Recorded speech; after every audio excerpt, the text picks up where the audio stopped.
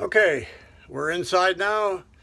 As soon as you come in the door, you are greeted by a tall storage cabinet, which has a clothes bar on across, so you can put hanging clothes in here and anything you want on the shelf.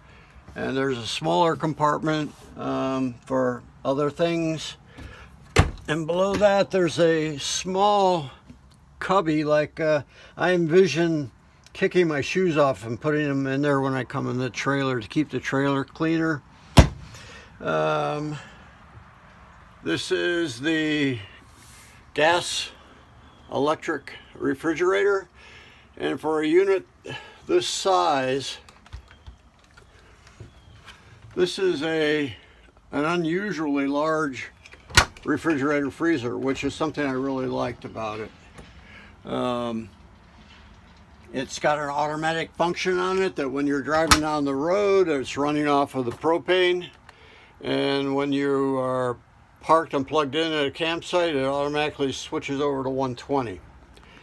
Down here we have the converter panel box. It's got all the information for, let me see, I'm not sure how that opens. There we go. This is your 120 volt breaker side, and this is your 6 volt fused side. And it's got a converter that automatically will charge the batteries as you're driving down the street or if you're plugged in.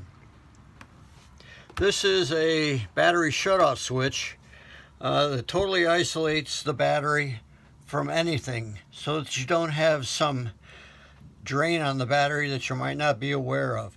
Like this little guy here. This is the propane sensor. It senses propane gas, and it'll sound an alarm, but you can see it's flashing. And if you just turn off the lights and things manually, this thing will continue to draw unless you flip off the battery disconnect switch. Okay, so this is a heater vent. This is obviously a fire extinguisher. This panel is the heart of the electrical system. It's got switches for the interior lighting, the porch lights outside, the step has got a light behind it that lights up the step at night, and it's got the awning extension. It's got the slide extension. It's got the water pump switch and the water heater switch. And over here is a new switch they installed when I had the all the liquid holding tanks wrapped. So they now have tank warmers on them for my envisioned cold winters in Montana. And this area over here is an area that will give you an indication of how your tanks are, what level they're filled to, and also the capacity of the battery if it's up to 100% or below. And a 110 volt outlet. Now this is the sink with nice high faucet, so you can get tall pans inside to fill them or clean them. And a nice double bowl sink. It looks brand new to me. The previous owner took really good care of this thing, and he probably changed them out. This of course can be used as a cutting board. Nice big window in the kitchen, which I like. A 3-burner stovetop, which is kind of a real basic stove. You have to light it with one of those barbecue strikers that light the flame, because it doesn't have an automatic start on it. But no big deal. Someday I may change that out if it really begins to bother me. This is the range hood with a fan and a light. And back this way we have the microwave and 2 big storage compartments above for dishes, pots and pans, all kitchen cleaning supplies, whatever. And next to the 3-burner stove is the countertop, which again for this size unit is pretty big. I'm going to turn the camera to get a different view. And also off the end of the countertop there is this extra countertop that can be raised and locked in place to give you additional countertop.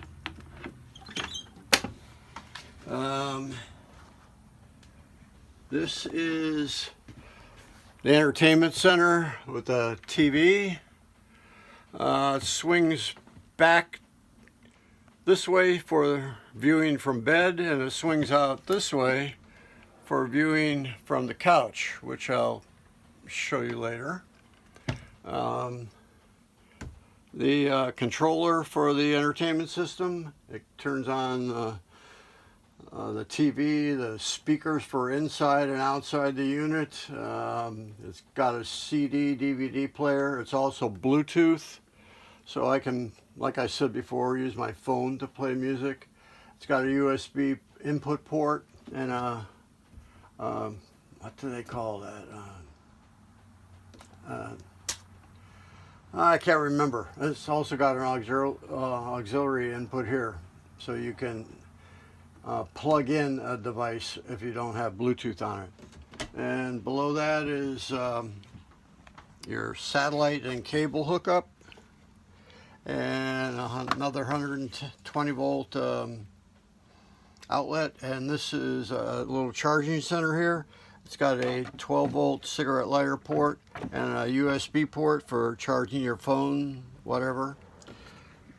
Below that is another 110 volt outlet, and below that there's a I guess it's about an 8-inch speaker that accentuates the bass when you're playing music. There are 6 speakers in here. 4 of them are inside and 2 of them are outside. If you put all 4 of the interior speakers on at the same time, you get like a surround sound effect. It's pretty nice. They're decent speakers. I can definitely live with them. The ones outside aren't great, but whatever.